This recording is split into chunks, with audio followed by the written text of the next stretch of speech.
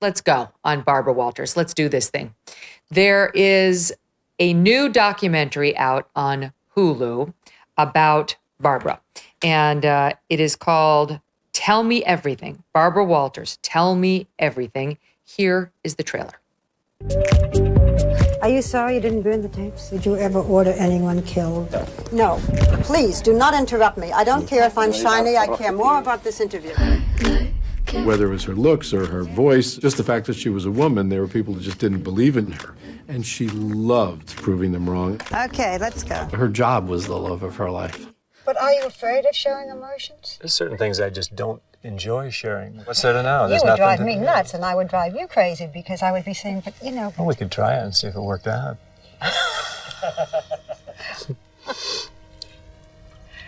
I think we'll stop and reload.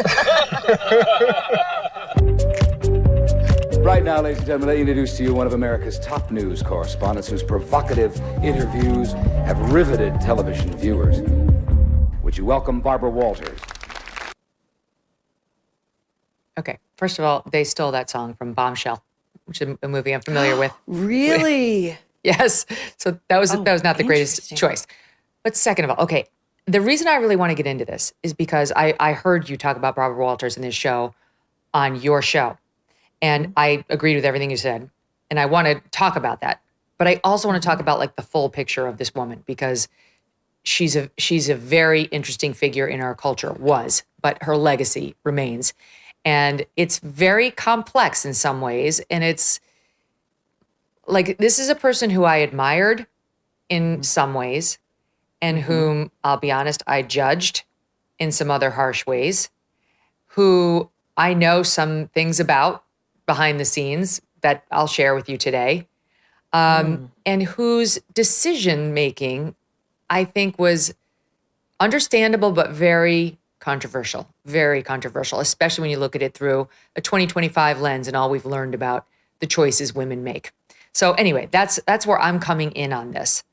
But let's kick it off with where you were on your show. And you were spot on talking about how when you look back through a 2025 lens at the questions that really made Barbara Walters a star. In part, it was these questions that she would ask that nobody else would ask.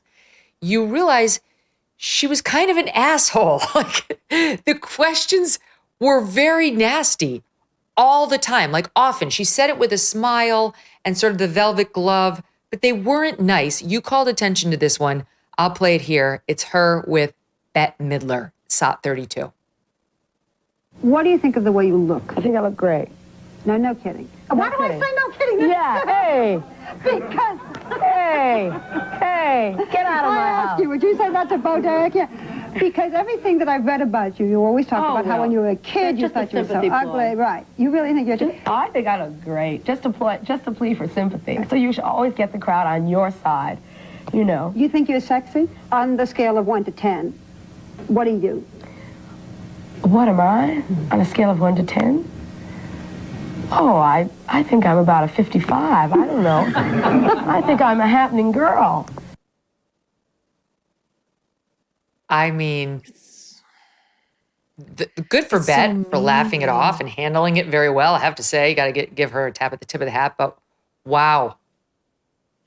It's so mean, and you see this as a threat. I mean, I'm so happy we're talking about this. I really was dying to talk to you about it because she, as you said, it's so complicated because I too grew up watching Barbara Walters and those primetime celebrity and political interviews she did.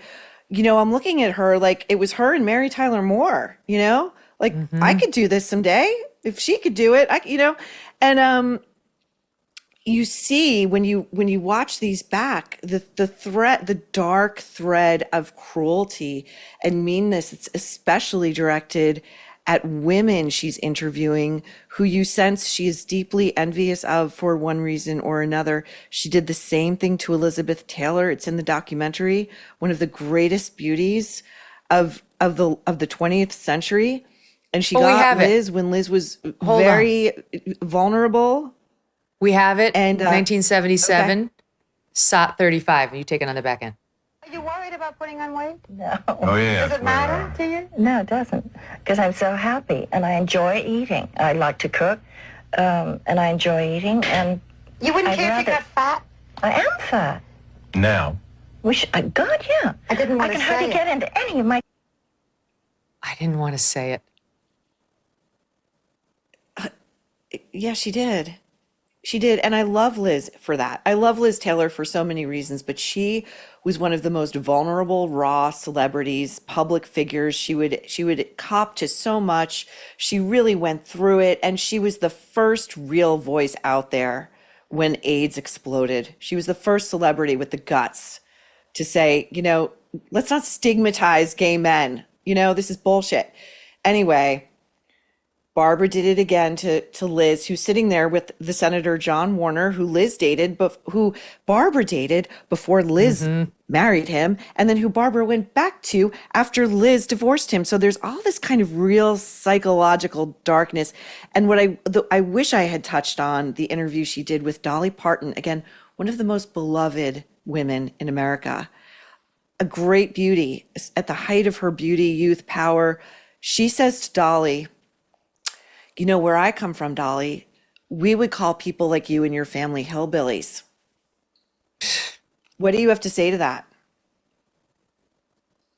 That's right and on Dolly brand. handled her like a pro. She handled her like a pro. And she said, we have a lot of pride. I'm sorry. No, we have a little montage of some of her more controversial questions and exchanges. I think that's in there. Let's watch it. SOT 30. What do you think of the way you look? Do you think you're sexy? I know I'm sexy, but On the scale of 1 to 10, what do you? Brooke, what are your measurements? Do you have any secrets from your mother? Dolly, where I come from, would I have called you a hillbilly? Is it all you? Did you think you were good looking? No. Why didn't you have your nose fixed? Everybody must have said to you, have your nose fixed. How did you know it was going to be right? Are you happy with your weight? No. Martha, why do so many people hate you? Each and every one of us has people that love us and people that hate us. No, not everybody has people who hate them. You could stop these rumors. You could say, as many artists have, yes, I am gay. Or you could say, no, I'm not. Or you could leave it as you are, ambiguous. A little overweight. More than a little. Yeah. Yeah. Why? Do you try to diet? There are people who say that you couldn't be president because you're so heavy. I know you don't want to talk about guys, and I won't push it, but how are you going to find anybody? You don't really act. No. You don't sing. You don't dance. You don't have any, forgive me, any talent. Okay. Sorry, but that was the Kardashians. I'll give her that last one. But you are sensing a theme. You are sensing a theme. And it's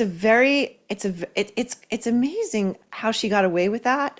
And it's amazing the celebrities who sort of, because she had this MO, she would ramp up to it. It was all softballs and we're just having drinks. It's the girls chatting. And then bam, she whams you. You don't think you're ugly?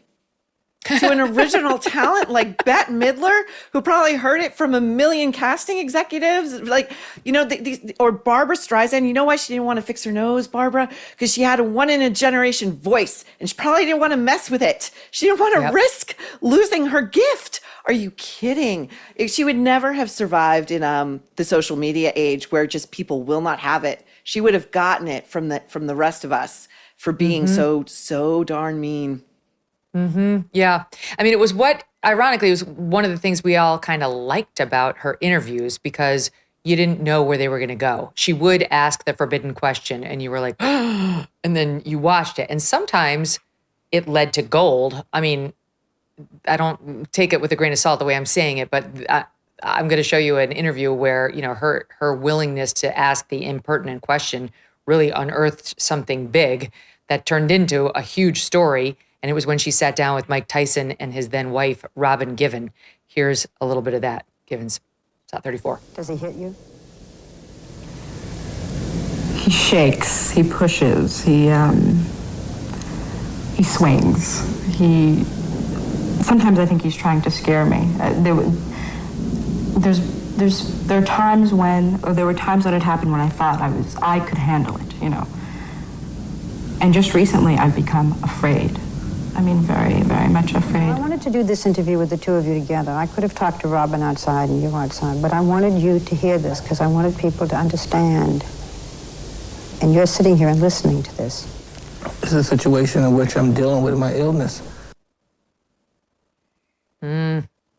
So it's like her powers could be used for good, like just that willingness to go anywhere and be sort of fearless in asking these questions. It was part of a more complete package that worked on television. It did. I was reminded by somebody, because I remember that interview so vividly. It made tons of headlines. This was long before Tyson was arrested, tried, and convicted of rape. That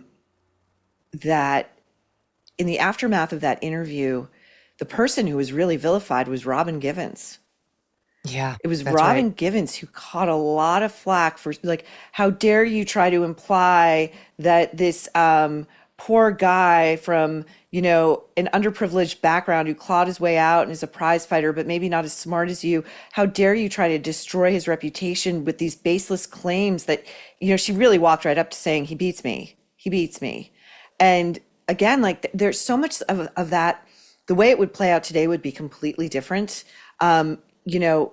Barbara, I believe, just left with her camera crew. And that night, apparently, Givens called 911 because, of course, Tyson was infuriated by that line of questioning. So there's so much about it that's just so fascinating to look back and think, where she went right in the culture and what she gave us and where she went so very wrong. Since President Trump was sworn in, his administration has made enormous progress at a breakneck pace. But don't forget, while they're moving mountains for the good of the nation, you've got your own personal savings to worry about. And one of the best ways to look after your savings is through diversification, particularly with gold, like from Birch Gold Group. In the past 12 months, the value of gold has increased by 40%. OMG. Central banks continue to bolster demand for gold by buying in record quantities. Global instability and tension is high, and Birch Gold makes owning physical gold extremely easy.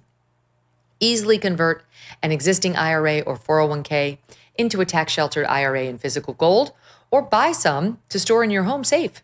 Just text MK to the number 989898, and Birch Gold will send you a free info kit on gold. There's no obligation, just useful information. With an A+ rating from the Better Business Bureau and tens of thousands of happy customers, take control of your savings today. Text MK to the number 989898. Thanks so much for watching. If you like what you just saw, hit the subscribe button for more clips and full episodes.